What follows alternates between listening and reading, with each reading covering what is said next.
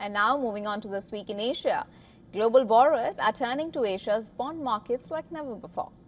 From Australian dollar kangaroo bonds to China's yuan-denominated panda and dim sum bonds, foreign companies and governments are looking beyond the US dollar for funding.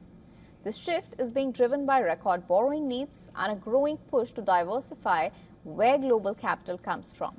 Our correspondent Adya Juneja reports. Take a look. Asia Pacific's bond markets are seeing a surge of foreign borrowers. Australian dollar kangaroo bond sales by foreign issuers have reached a record 60 billion Australian dollars so far this year, and that is about 42 billion US dollars, and 40% higher than the same period last year. Well, the rush is not limited to Australia. China's yuan bond markets are also seeing record activity. Onshore panda bond sales reached around 160 billion yuan in the first half, while offshore dim sum bond sales hit around 350 billion yuan. Together, that is more than 510 billion yuan, with total issuance up more than 60% from a year earlier. Well, the big story is who is borrowing. Germany's Commerzbank, France's NG, Singapore Airlines and the Portuguese government are among the foreign issuers tapping these markets.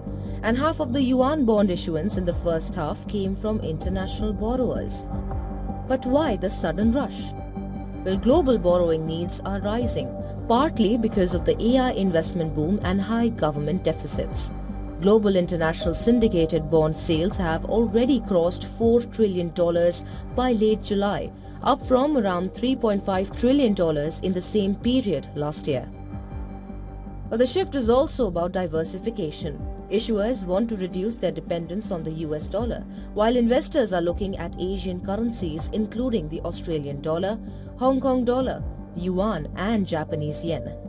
Foreign borrowing in yen has also doubled this year, with issuance at a 7-year high even without Alphabet's record bond sales. And there can be a financial incentive as well. Portugal raised almost 2 billion yuan or around $300 million through its first dim sum bond by a Eurozone government.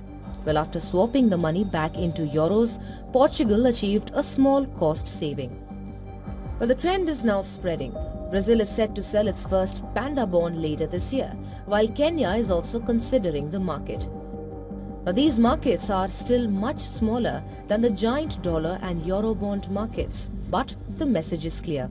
Asia is no longer just a secondary source of global funding. It is becoming an increasingly important part of the global borrowing map. As global borrowing needs rise, Asia's bond markets are fast becoming an alternative to traditional dollar funding. From Australia's kangaroo bonds to China's yuan markets, while foreign borrowers are looking to Asian currencies to raise capital, diversify funding and in some cases lower borrowing costs. For global investors, well, that means Asia's role in international bond markets is only set to grow. Well, this is Adya Juneja reporting for WION World is One.